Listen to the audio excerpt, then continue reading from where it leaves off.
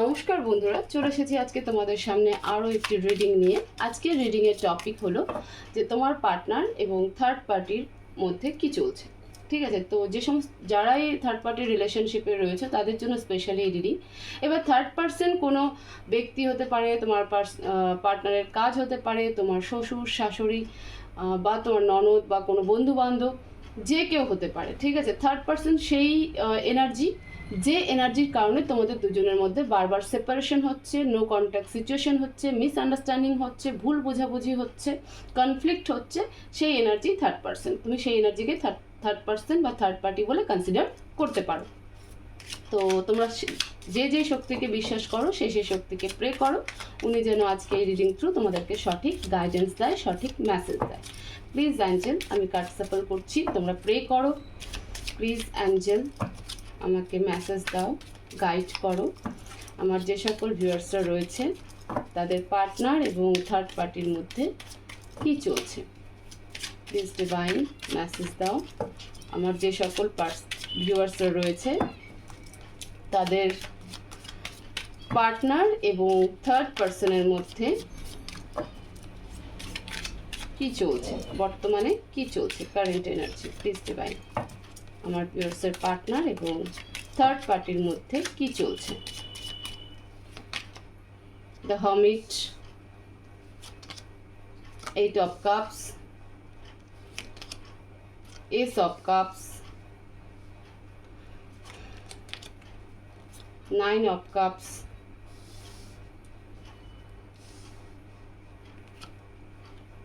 strength, please divine. আমার যে সকল ভিউয়ার্সরা রয়েছে তাদের পার্টনার এবং থার্ড পার্টির মধ্যে বর্তমানে কি চলছে, সিচুয়েশন কি, প্লিজ অ্যাঞ্জেল মেসেজ দাও। Justice, okay, ace of wands, okay, 4 of swords, king of cups, 10 of cups, 9 of wands, bottom of the deck. ওকে, হ্যাঁ, তো তোমার পার্টনার এবং থার্ড পার্টির মধ্যে এনার্জি কি চলছে। ওকে, দ্য হারমিট উইথ জাস্টিস, কেউ তো একজন জাস্টিস চাইছে। ঠিক আছে, রিলেশনশিপ কারেন্ট সিচুয়েশনে মোটেও ভালো নয়, এটুকু আমি বলতে পারি। দেখো, একটা মানে থাকে না, একটা কন্ট্রাক্টে পড়ে যে থাকার কথা, মানে যদি আমরা কোনো বিজনেস পারপাসে দেখি যে আমরা যখন এগ্রিমেন্ট সাইন করি তখন আমরা না চাইলেও সেই পার্টনারের সাথে আমাদেরকে কিন্তু সেই এগ্রিমেন্ট অনুযায়ী বিজনেস করতে হয়, হুট করে মাঝপথে ছেড়ে দিতে পারি না। কেন বললাম এই কথাটা, তোমরা এখানে সেই সেই জায়গাটা কনসিডার করতে পারো। তোমার পার্টনার এবং থার্ড পার্টির মধ্যে এমন কোনো রিলেশনশিপ রয়েছে, ঠিক আছে, যেটা একটা ইমোশনাল বন্ডের কাজ করছে, মানে চাইলেও সেই জায়গা থেকে বেরিয়ে আসা সম্ভব নয়। তোমার মানে থার্ড পার্সন কি চাইছে, জাস্টিস চাইছে। কার কাছে, তোমার পার্টনারের কাছে। তার মনে হয় যে তোমার পার্টনার তার সাথে বিট্রে করেছে, বাট তোমার পার্টনার মনের মধ্যে অনেকটা স্ট্রেংথ রেখেছে, বিকজ তার ফ্যামিলি, তার কোনো রেসপন্সিবিলিটি রয়েছে। ঠিক আছে, তার রেসপন্সিবিলিটি রয়েছে এবং সে সেই রেসপন্সিবিলিটিটাকে কমপ্লিট করতে চায়, এবং সেই রেসপন্সিবিলিটিটা একটা ইমোশনাল কানেকশন। আমি বলছি না তোমার থার্ড পার্সনের সাথেই তোমার পার্টনারের ইমোশনাল কানেকশন, এখানে বেবি দেখা যাচ্ছে।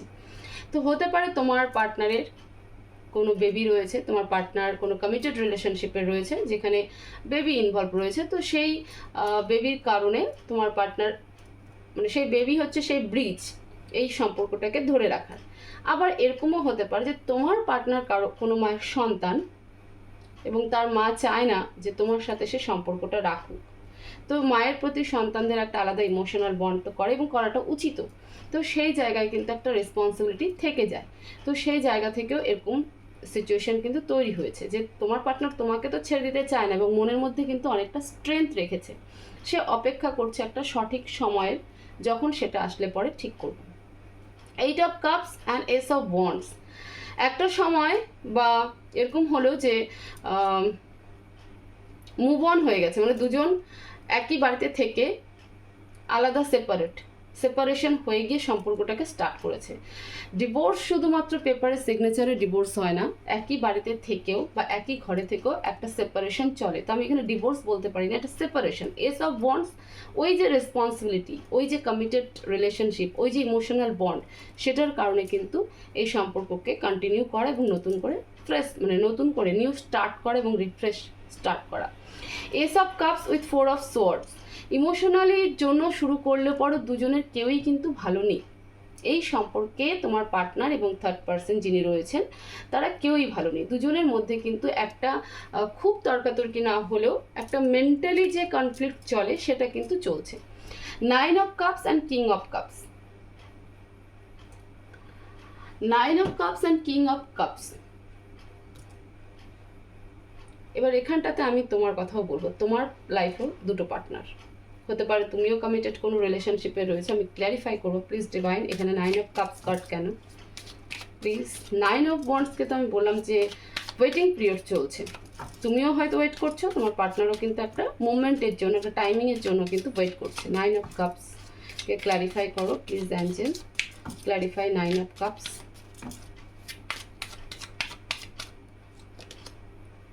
Eight of Pentacles and Page of Cups. Okay, King of Cups के clarify करो please divine, King of Cups के clarify करो।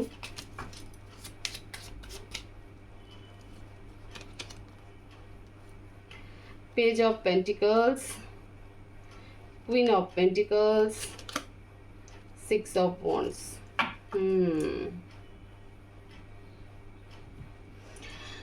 দেখো আমি যেমনটা বললাম যে আমি এখানে এটা বলতে পারি যে তোমার লাইফেও দুটো পার্টনার বর্তমান হতে পারে, তোমরা কোনো এক্সট্রা ম্যারিটাল অ্যাফেয়ার ডিল করছো, এটা হতে পারে, এবং এটা স্পিরিচুয়াল রিলেশনশিপও হতে পারে। তোমরা একে অপরকে লেসন শেখানোর জন্য ডেস্টিনি তোমাদেরকে এখানে নিয়ে এসেছে। 9 অফ কাপসকে ক্ল্যারিফাই করেছে 8 of pentacles and page of cups. তুমি তোমার জায়গা থেকে সরবে না এবং তোমার মনে হয় যে না সম্পর্ক অনেক দূর গড়িয়ে গেছে এবং তার কোনো কিছু ছেড়ে আমার কথা চিন্তা করবে না, ভাববে না, তো আমি কেন এত সাফার করব। ওকে, কিং অফ কাপসকে ক্ল্যারিফাই করেছে page of pentacles, queen of pentacles and 6 of wands. তোমার মনে হয় যে আমি এখানটাতে ভিক্টরি পাবো। তোমার যিনি কারেন্ট পার্টনার, মানে তুমি যার সাথে রয়েছো, তোমারও যার সাথে কমিটেড রিলেশনশিপ রয়েছে, হতে পারে তুমি তার সাথে ম্যারিডও, সেখানে ফাইন্যান্সিয়াল স্টেবিলিটি রয়েছে এবং তুমি খুদ নিজেও কিন্তু ফাইন্যান্সিয়াল স্টেবল। তুমি নিজে কোনো রকম জব করো, তুমি কোনো ফাইন্যান্স আর্নিং করো, তুমি টাকা পয়সা আর্নিংয়ের সাথে যুক্ত এবং নতুন নতুন আর্নিং সোর্সও তুমি খোঁজার চেষ্টা করছো, ঠিক আছে। তো সেই কারণে কিন্তু আমি কার্ড দুটো দেখেই বললাম যে শুধুমাত্র তোমার পার্সোনাল লাইফে কোনো থার্ড পার্সন রয়েছে তা নয়, তোমার লাইফেও কিন্তু তোমার পার্টনারকে বাদ দিয়েও তুমি এমন কোনো ব্যক্তির সাথে রিলেশনশিপ হোল্ড করছো বা কন্টিনিউ করছো যার সাথে তুমিও কিন্তু কমিটেড, ঠিক আছে, এবং সেখানে তুমি অনেকটা সিকিউর। হ্যাঁ, হতে পারে এখানে একটা আলাদা কানেকশন, আলাদা বন্ড ফিল করছো, বাট এখানটাতে যখন তুমি তোমার পার্টনারের এই সিনারিওগুলো দেখছো যে না প্রায়োরিটি ওদিকে যাচ্ছে, রেসপন্সিবিলিটি ওদিকে যাচ্ছে, সে ওখান থেকে তুমি মুভ নেওয়ার জন্য রেডি বাট তোমার পার্টনার নেওয়ার জন্য রেডি নয়, তখন তোমার মনে হচ্ছে যে না আমি কেন এত কিছু করতে যাবো, সেই কারণে আমি কেন স্টেপ নেব।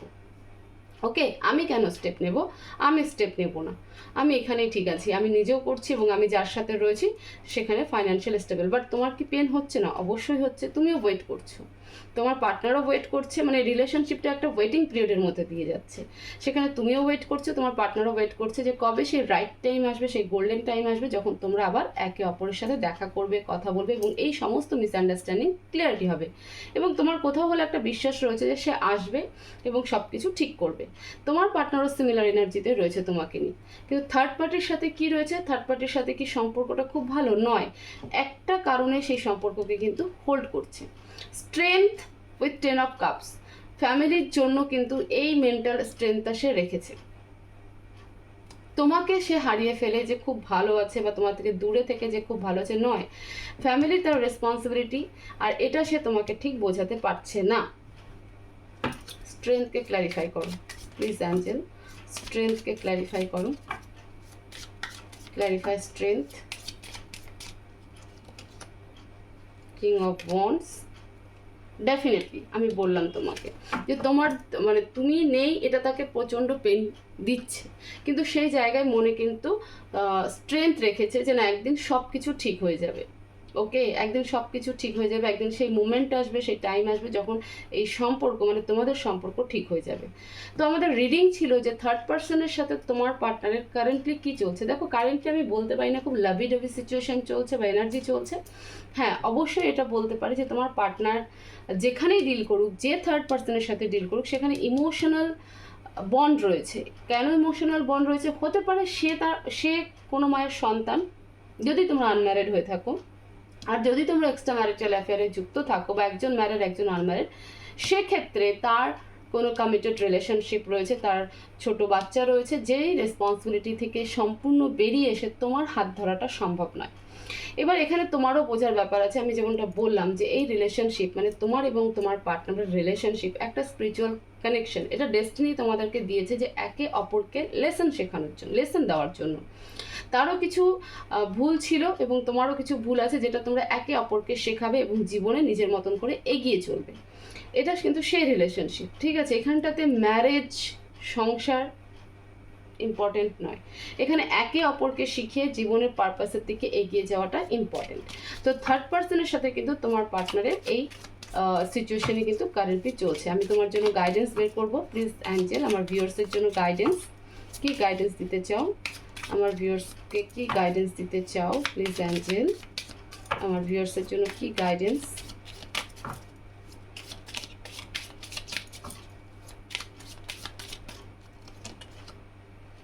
Eight of swords, two of pentacles. Juggling নয়, নিজেকে আটকা রাখবে না, প্রয়োজনে ঘুরতে যাও, ঠিক আছে? নিজের ওয়ার্কে ফোকাস করো, নিজের যে স্বপ্ন রয়েছে সেটাকে পূরণ করো, নিজেকে আটকা ফিল করবে না। এই যে এখানে চুপচাপ বসে একটা সিনারিও দেখতেই পাচ্ছ, এরকম নয়।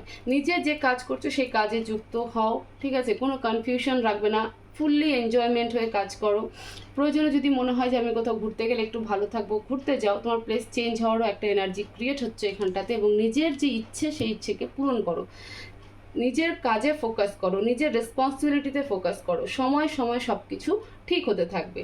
কিন্তু নিজেকে এক জায়গায় আটকা রেখে ডিপ্রেশন হয়ে করো না, এই এনার্জিকে নষ্ট করো না। তো ডিভাইন তোমাকে এটাই গাইডেন্স দিচ্ছে, এটাই অ্যাডভাইস দিচ্ছে যে নিজেকে আটকা রাখবে না, কোনো জায়গায় কোনো সিচুয়েশনে নিজেকে স্টাক করে রাখবে না, কোনো কনফিউশন রাখবে না। যদি ঘুরতে হয়, তোমার বললাম তো তোমার বাইরে যাওয়ার মানে প্লেস শিফট হওয়ার একটা এনার্জি ক্রিয়েট হয়েছে এখানটাতে, এবং ডিভাইন সেই গাইডেন্সও দিচ্ছে যে প্রয়োজনে কিছুদিনের জন্য হলে একটু ঘুরে এসো কোনো জায়গা থেকে, তবু ভালো থাকবে। এবং নিজের কাজে ফোকাস করো, নিজের যে অ্যাম্বিশন, নিজের যে ড্রিম সেখানে ফোকাস করো, বাকি সব কিছু ছেড়ে দাও, সেটা সময় সময় ঠিক হয়ে যাবে।